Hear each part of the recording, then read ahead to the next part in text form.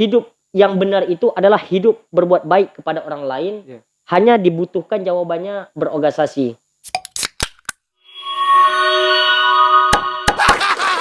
Assalamualaikum warahmatullahi wabarakatuh. Pada kali ini saya bersama dengan narasumber kita, yaitu Bang Jefrizal, yang mana aktif di organisasi. Pada saat ini beliau menjabat sebagai Dewan Pimpinan Pusat Laskar Muda Melayu Riau. Kita akan bongkar-bongkar bagaimana sejarah beliau, bagaimana pandangan-pandangan beliau tentang organisasi dan kepemudaan. Pada kali ini, marilah sama-sama kita perkenalkan. Jadi gimana kesibukannya? Sejauh ini kita lebih fokus bagaimana untuk mengembangkan sebuah organisasi yang kita pimpin, yang tentunya kita berbicara tentang sayap atau disebut dengan struktural, sehingga di Provinsi Riau yang kita kenal dengan 12 kabupaten kota sudah mempunyai DPD-DPD di 12 kota, kemudian kita juga mempunyai DPC-DPC yang diperlukan sebagai penyeimbang daripada kekuatan-kekuatan DPD untuk melakukan program-program kerja yang bersifat kepemudaan dan sosial, bahkan tentang kebudayaan. Tentunya ketika kita berbicara tentang keorganisasian, kita memang tidak pernah lepas daripada nilai disiplin, nilai kerja keras, berpikir cerdas, dan tentunya ini dukungan daripada rekan-rekan semua. Mungkin itu yang terkait tentang pandangan umum organisasi kita. Jadi gini Bang, sebelum kita membahas lebih dalam lagi, tampaknya ini pembahasan yang sangat menarik.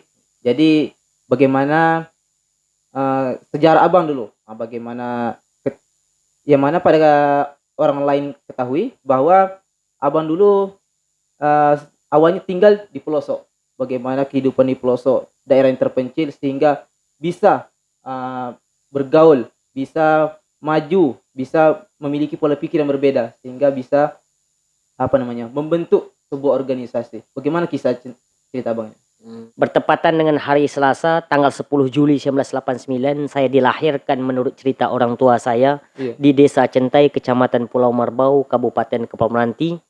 Saya memiliki 11 bersaudara dan kebetulan saya anak kedua. Nah, di mana pada usia 6 tahun saya sudah masuk sekolah SD di kampung.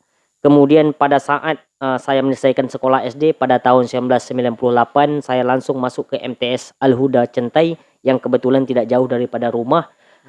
Pada saat kita sekolah MTS masa itu, kita sempat untuk meluang waktu di pagi hari bekerja sebagai penebang kayu bakau atau mangrove.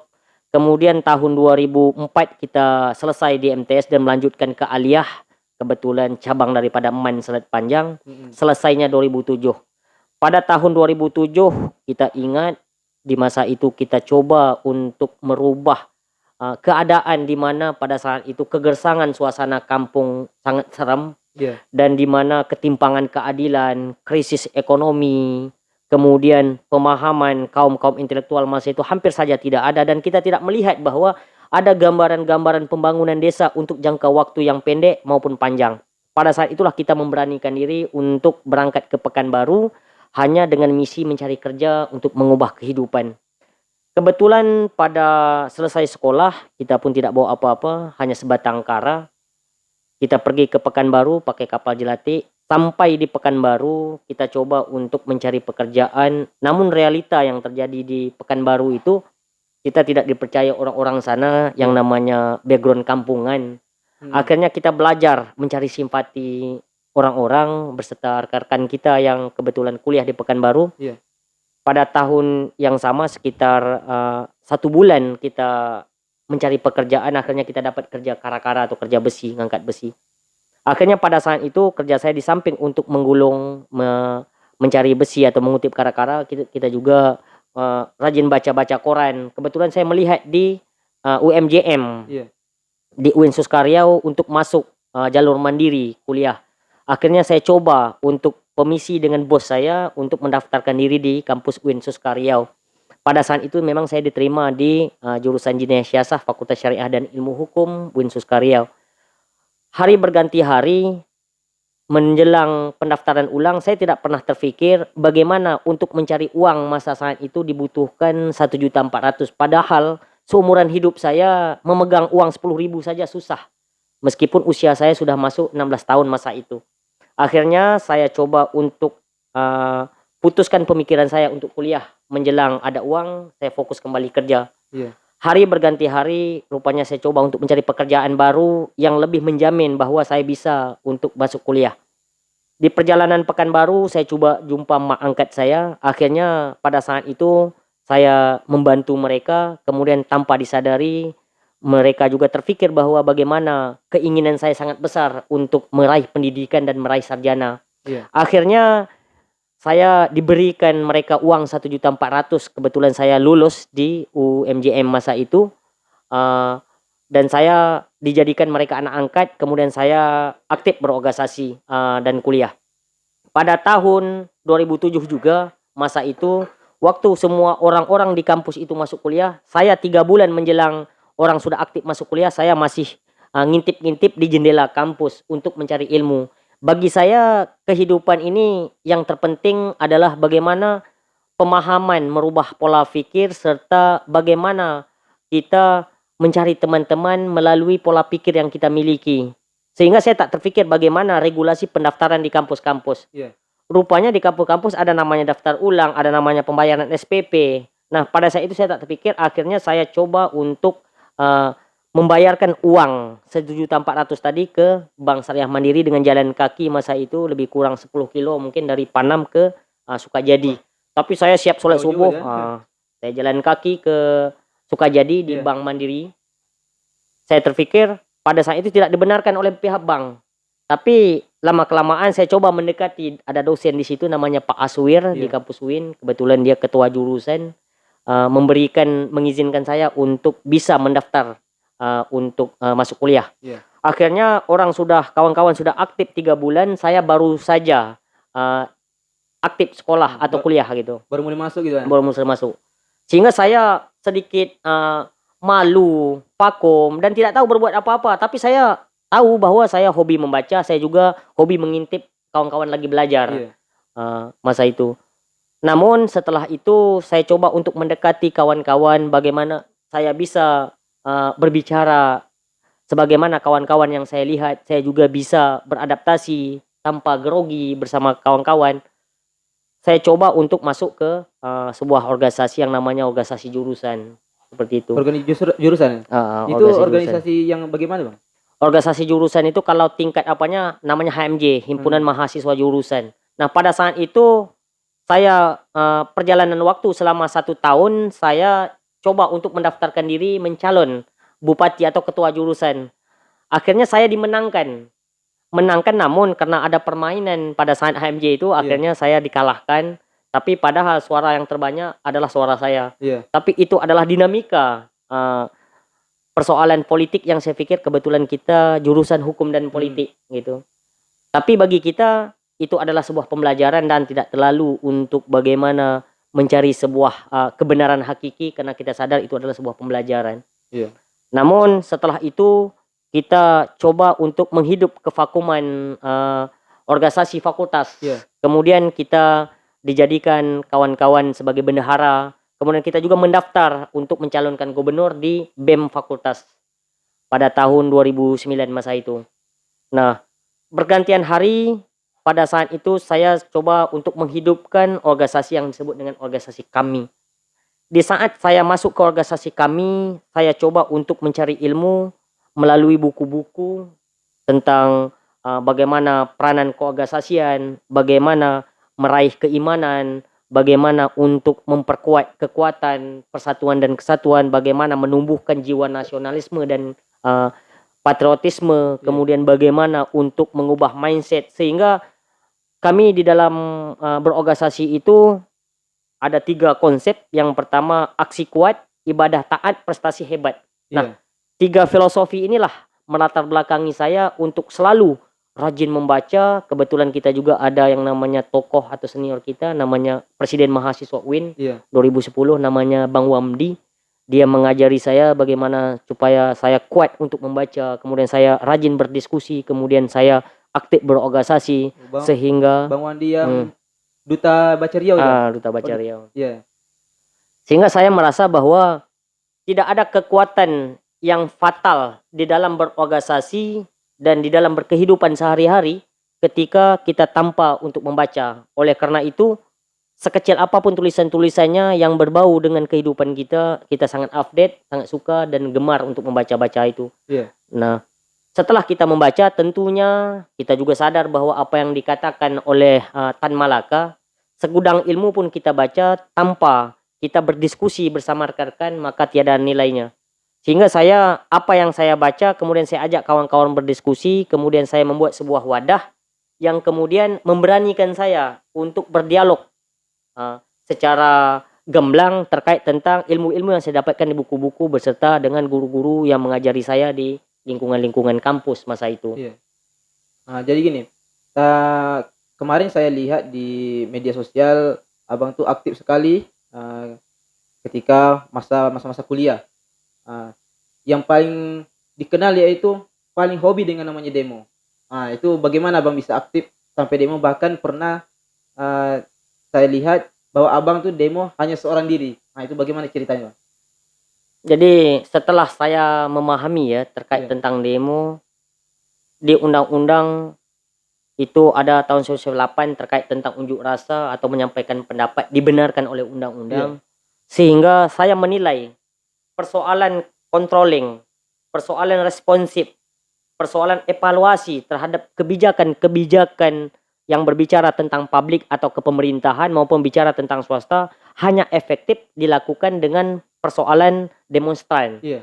Sehingga sebenarnya di dalam dunia demokrasi, demo ini langkah terakhir.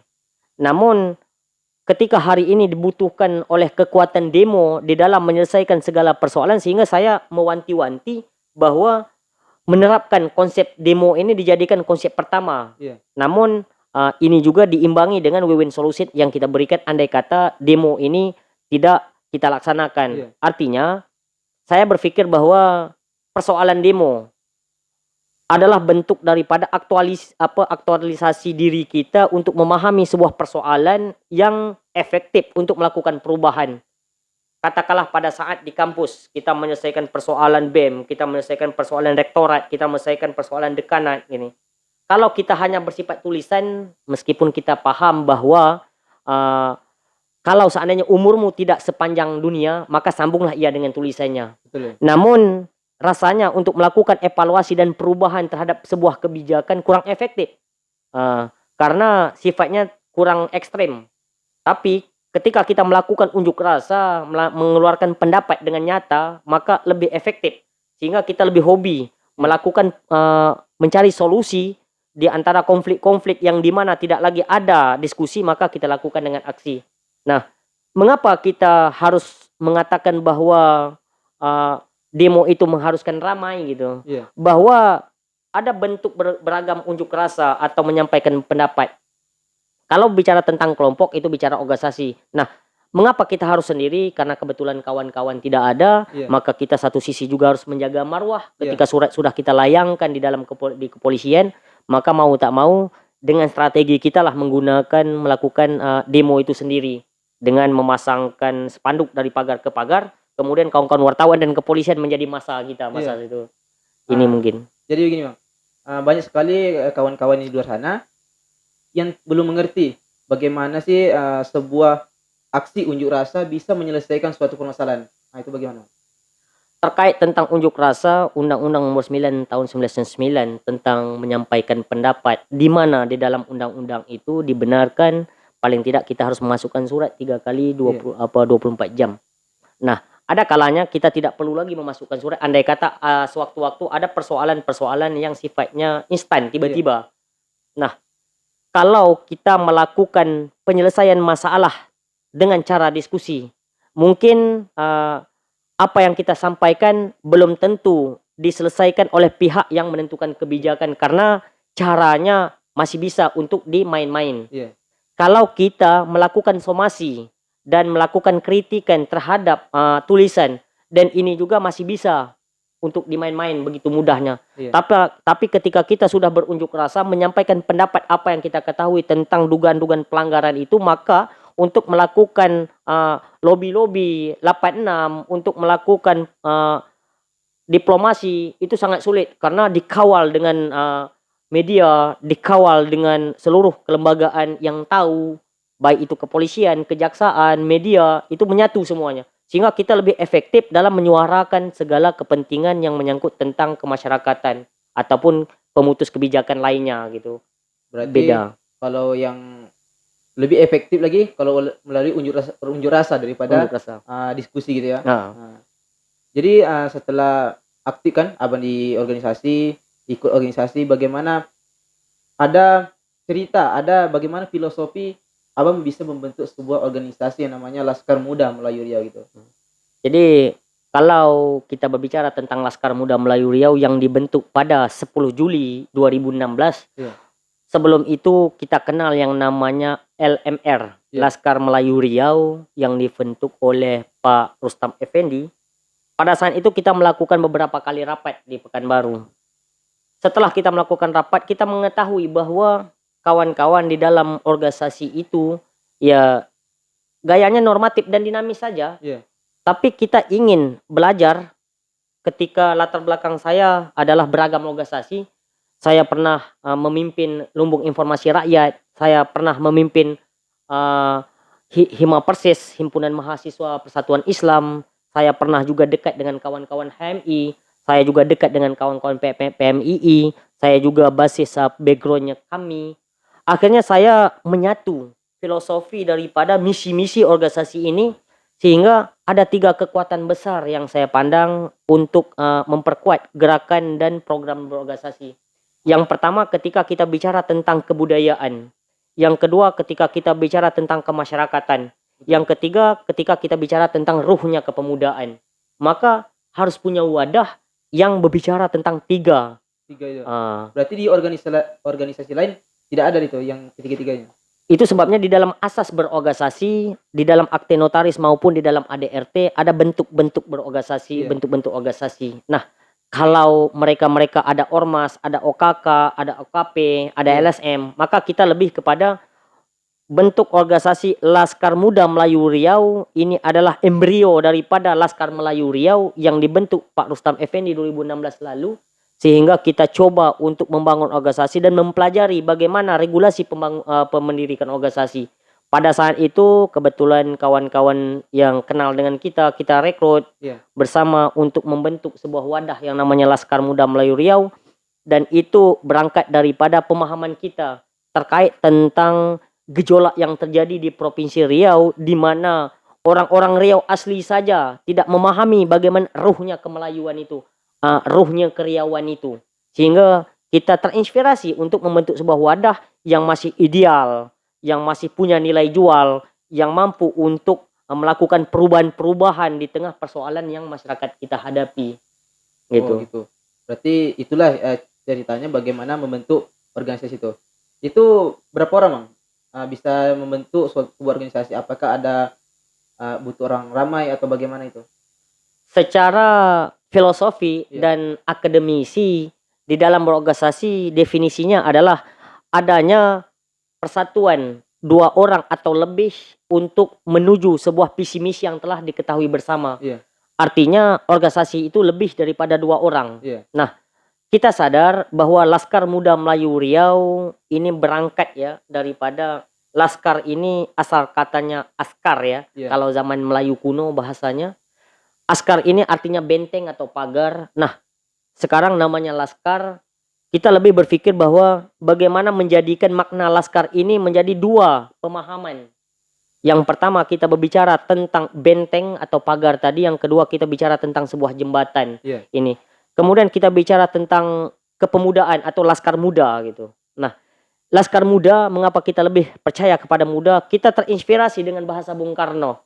Bagaimana Bung Karno menyatukan pemikirannya, hanya butuh 10 pemuda yang berani, yang pemberani, maka dia akan sanggup mengguncangkan dunia ini.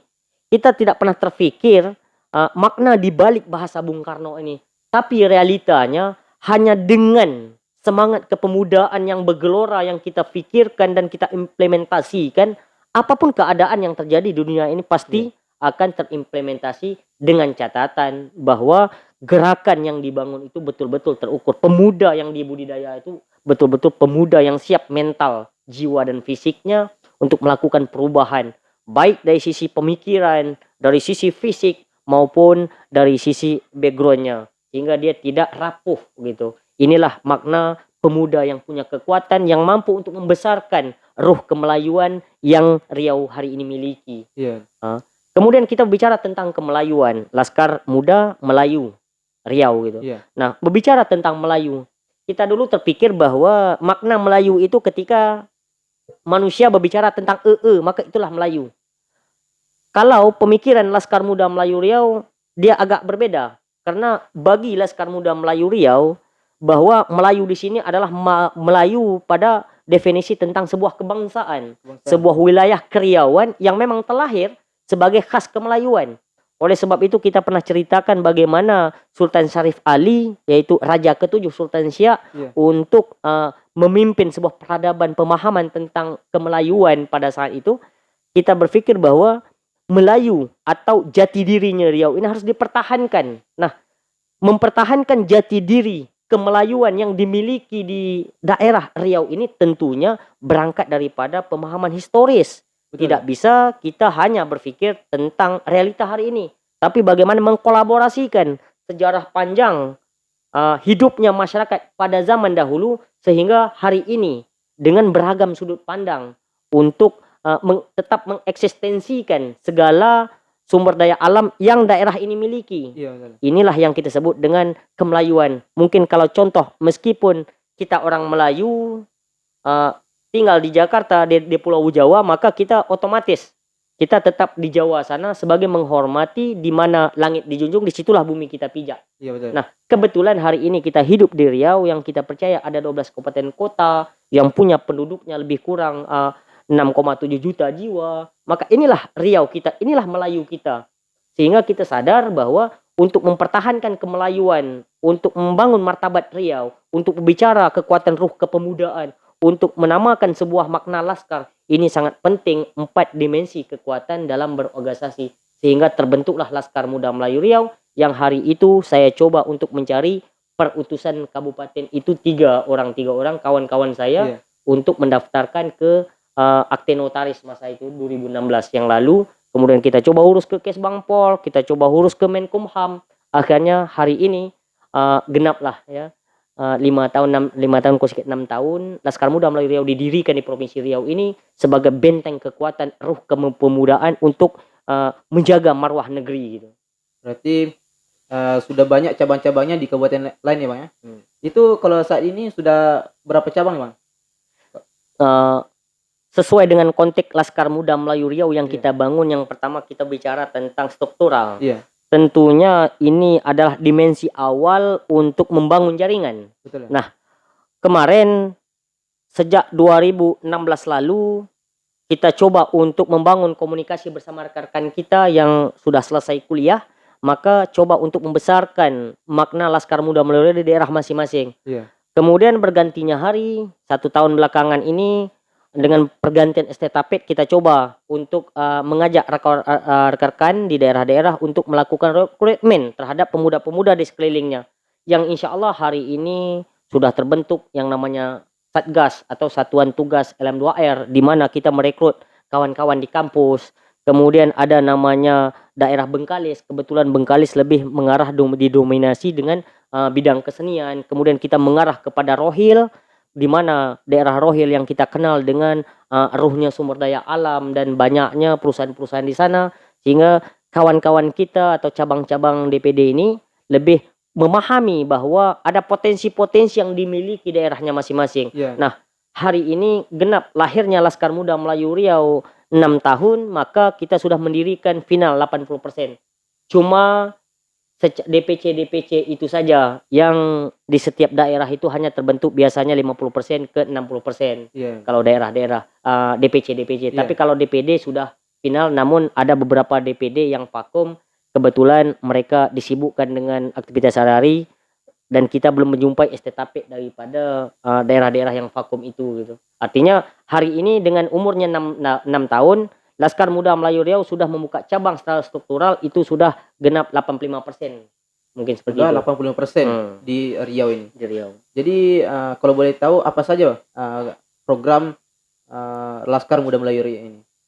Nah, kalau berbicara tentang program kerja Iya. Laskar Muda Melayu Riau, sebagaimana ruh yang pernah kita sampaikan bahwa tujuan Laskar Muda Melayu Riau ini lahir di Provinsi Riau tentunya bagaimana untuk menjadikan Riau ini cemerlang, gemilang, dan terbilang. Iya. 3 konsep.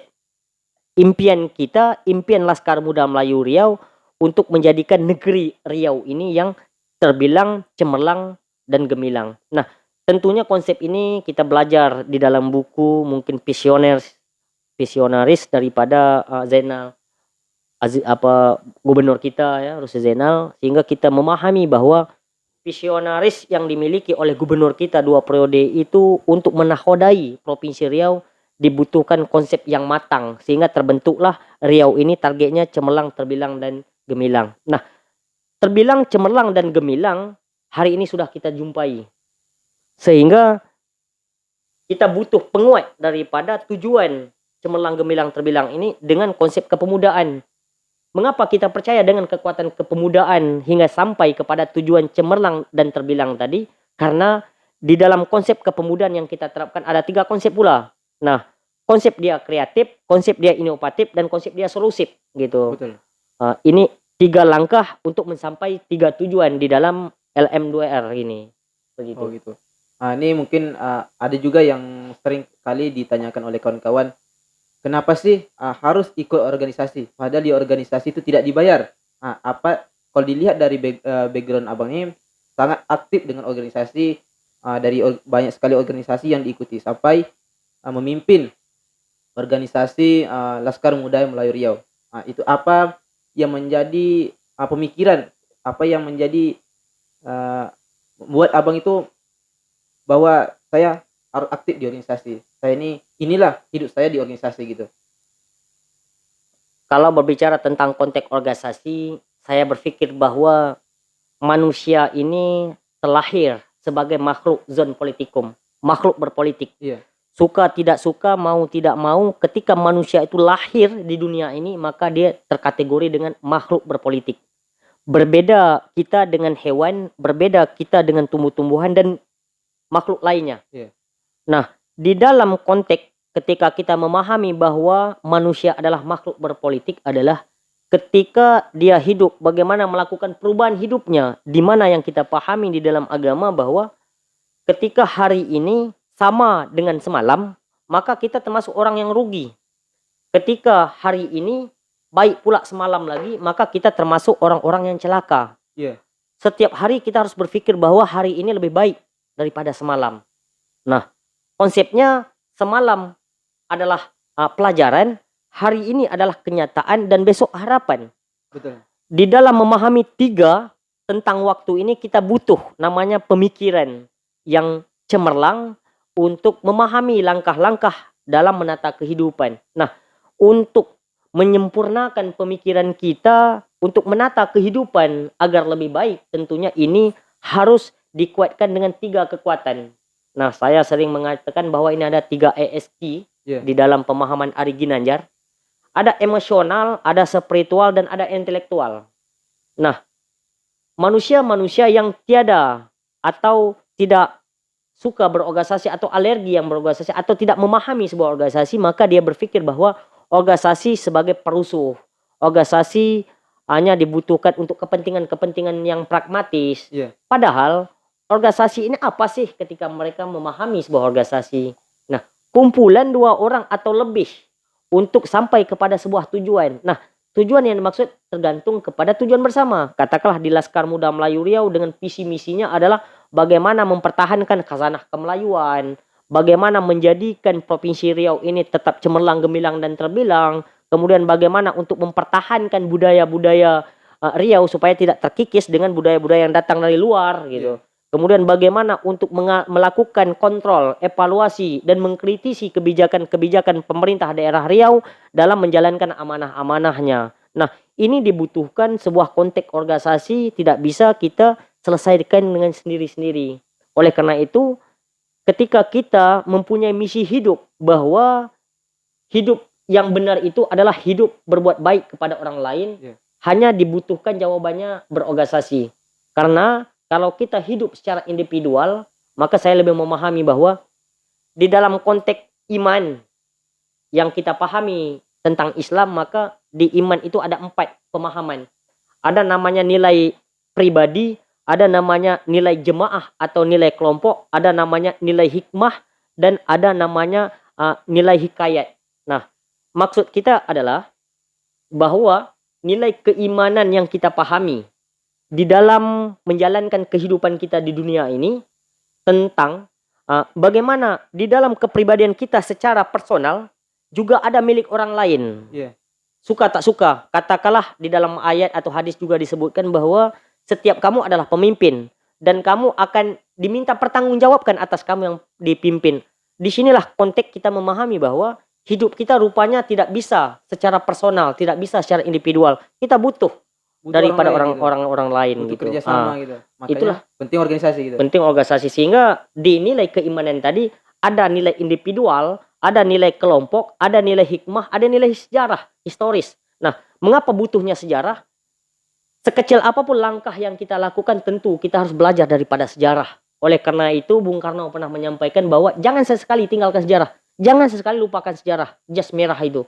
Sehingga kita sadar hanya dengan memahami sejarah lah kita tahu bahwa hari kemarin itu harus, ya kan, hari ini harus lebih baik daripada hari kemarin. Inilah makna daripada 4 konsep keimanan di dalam berorganisasi, sehingga secara otomatis kita menyadari bahwa menjadi sebuah kewajiban selaku kita manusia untuk berorganisasi, terlepas organisasi apapun namanya. Bebas.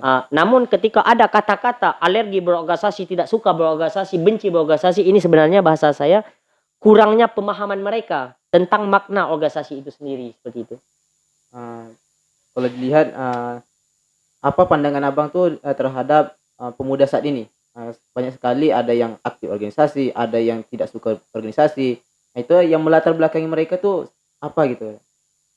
Jadi saya teringat kisah guru saya mengatakan bahwa andai kata sebuah generasi yang hidup di mana mereka lebih percaya kepada kekuatan sumber daya alam, maka mereka akan lemah sumber daya manusia atau intelektual yang mereka miliki. Kalau dahulu kami untuk mencari ilmu kami harus melata. Iya. Kami harus pergi jumpa-jumpa tuan guru, kami harus banyak pergi ke pustaka, karena masa itu belum ada masa internet. Iya. Nah, masa sekarang generasi 2010 ke atas ini sudah generasi era globalisasi, modernisasi, sehingga mempermudah para generasi hari ini untuk mencari ilmu, untuk menambah wawasan, untuk mengubah mindset berpikirnya. Tinggal lagi filter yang dibutuhkan di dalam berkehidupan, sehingga hari ini orang berpikir bahwa kalau berorganisasi kita mendapatkan wawasan, tanpa berorganisasi pun kita mendapat wawasan. Nah, padahal wawasan berorganisasi dengan wawasan kita secara personal ini jauh beda. Jauh ya. Karena ketika kita hanya membaca katakanlah tentang pemahaman tentang agama, hanya lewat guru kita Google, maka ini kita jadikan sebuah kajian kita untuk menambah wawasan kita, lalu kita berdiskusi dengan kawan-kawan yang dimana pemahaman agamanya hasil daripada diskusi, di samping juga hasil daripada membaca. Ini sangat jauh konteksnya, sangat jauh perbedaan wawasannya. Oleh karena itu dibutuhkan seorang guru yang sifat manual, guru manual, di samping kita hobi membaca di Google gitu. Nah, karena ketika kita memahami di Google itu tanpa kita memahami ilmu dasar, maka kita akan sesat dia. Oleh karena itu di dalam perkuliahan kita kenal namanya ilmu dasar. Di dalam silet juga kita kenal ilmu dasar. Ada regulasi struktural yang tidak bisa dihilangkan dalam memahami sebuah konteks keilmuan berorganisasi. Nah, di saat mereka paham bahwa ada tingkatan ilmu dasar atau di dalam berorganisasi itu ada nama LK kalau di organisasi kepemudaan, kalau di kami itu ada namanya daulah martalah. Nah, tentang latihan kepemimpinan. Ada latihan kepemimpinan tingkat 1, ada latihan kepemimpinan tingkat 2. Materi yang dibahas latihan kepemimpinan tingkat 1 dan 2 ini harus beda. Nah, dalam berorganisasi bahwa kita hidup di perkampungan, organisasinya mungkin tingkat RT atau pemuda desa atau Karang Taruna dan lain sebagainya. Berbeda kita hidup di dunia kabupaten, di mana kita paham bahwa kabupaten itu ada pasarnya atau kotanya. Kita paham ada persoalan-persoalan sosial yang tinggi. Nah, maka kita dibutuhkan pendewasaan dan penambahan wawasan untuk menjadi kepribadian kita kepribadian yang bisa bermanfaat bagi orang-orang sekeliling kita. Inilah sebenarnya dibutuhkan peran pemuda untuk berorganisasi. Nah, bagaimana kalau kita melihat bahwa orang-orang yang alergi atau kawan-kawan yang alergi terhadap berorganisasi ini mereka-mereka yang tidak memahami dan mereka-mereka sepintas menjadi historis bagi mereka bahwa organisasi ini sebagai perusuh, organisasi ini ujung-ujungnya 86, organisasi ini yang kemudian melakukan pembodohan, organisasi ini yang kemudian mengorbankan mereka. Ini sebenarnya oknum, bukan organisasi gitu. Nah, berangkat daripada perilaku oknum itu kemudian dilihat oleh seseorang, kemudian seseorang dengan kesadaran sendiri tanpa berdiskusi kepada rekan-rekan akhirnya ngambang. Nah, akhirnya mereka alergi berorganisasi. Namun kita percaya bahwa ada banyak kelebihan dan manfaat daripada dan tingkat kesempurnaan antara manusia yang berorganisasi dengan manusia yang tidak berorganisasi. Ada banyak kesempurnaan. Nah, organisasi yang kita maksud adalah organisasi tentang kelompok-kelompok atau organisasi-organisasi yang punya program-program kerja yang produktif ini. Sehingga kita bisa hidup, bisa buktikan di saat kita melakukan diskusi kepada orang-orang atau berkehidupan sosial, kita bisa buktikan di dalam pergaulan sehari-hari di mana orang yang berorganisasi dengan orang tidak berorganisasi, baik ketika dia berbicara, baik ketika dia melakukan kehidupan sehari-hari, berumah tangga dan lain sebagainya, ini sangat berbeda. Oleh karena itu, kalau bagi kita bahwa organisasi adalah sebuah kewajiban terhadap diri manusia, apalagi konteks kepemudaan, yang dimana kita ketahui bahwa umurnya pemuda itu berkisar 15 ke 35 atau 40, ini umur-umur produktif.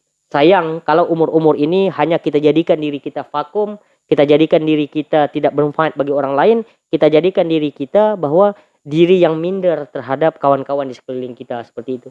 Ini tentang pentingnya organisasi, Bang. Apa sih maksudnya gini, yang membedakan dalam mahasiswa, contohnya mahasiswa kan, mahasiswa yang mengandalkan IPK tinggi, dia rajin belajar dan lain sebagainya, dibandingkan dengan mahasiswa yang IPK-nya rendah namun aktif di organisasi. Itu bagaimana pandangan Bang tentang dua masalah ini? Sebenarnya itu sebabnya saya dari awal sampaikan di dalam ruhnya organisasi yang pernah saya geluti bahwa prestasi hebat, ibadah taat, aksi kuat. Artinya aksi yang dimaksud sini adalah pergerakan, kuat dengan pergerakan. Ibadah taat ya agamis dia, kemudian prestasinya hebat ya IPK-nya tinggi. Nah, orang-orang yang memahami bahwa organisasi sebagai sebuah tujuan daripada kehidupannya untuk menjadikan kepribadian dia yang lebih baik dalam konteks kemahasiswaan, tentunya dia menyadari bahwa antara prestasi tinggi, antara IPK tinggi dengan keaktifan berorganisasi, dua korelasi yang tidak bisa dipisahkan. Nah, orang yang IPK dia tinggi ketika dia tidak berorganisasi, maka dipertanyakan tingginya IPK-nya. Jangan-jangan dia contek gitu. Karena apa? Karena di dalam konteks pembelajaran atau dunia akademisi atau dunia kampus, mereka yang tinggi tanpa berorganisasi itu biasanya mereka-mereka yang kutu buku, tapi ketika beradaptasi mereka tak pandai. Nah, ketika mereka selesai di dalam dunia akademisi ini, mereka kehilangan arah. Ini kenapa? Karena mereka tidak membiasakan hidup di masa produktifnya untuk membangun relasi, untuk mengimplementasi atas wawasan dan keilmuan yang mereka miliki. Karena dia sifatnya personal. Nah, berbeda dengan kawan-kawan berorganisasi meskipun kadang-kala dia akibat daripada jarang masuk gitu. Tapi bagusnya dia sering masuk di samping dia aktif berorganisasi. Nah, kalau dia sudah aktif berorganisasi sewaktu-waktu dia sibuk sehingga dia tidak sempat untuk masuk di bangku kuliah, akhirnya dia direndahkan oleh dosennya nilainya. Ini sebenarnya makna pergerakan yang kita butuhkan di dalam konteks kemahasiswaan. Ini bagaimana kita melahirkan mahasiswa-mahasiswa yang punya prestasi di kampus, kemudian dia juga aktif berorganisasi. Hanya mahasiswa-mahasiswa seperti inilah mahasiswa yang bisa untuk menjamin masa depannya yang lebih baik. Kalau dia berpikir bahwa hidup di dalam dunia akademisi hanya mengejar strata atau mengejar formal, ini akhirnya dia kehilangan arah. Nah, berapa per tahun Riau melahirkan sarjana, Riau melahirkan master, Riau melahirkan doktor, Riau melahirkan profesor, namun sarjana, master, doktor dan profesor ini juga ya itu-itu saja. Tapi Riau juga tidak lebih baik hari ini. Mengapa itu terjadi? Karena di era globalisasi di mana semua akademisi hanya mengejar formalitas tanpa memahami kualitas diri, sehingga dia tidak tahu sarjana dia nih sarjana apa gitu.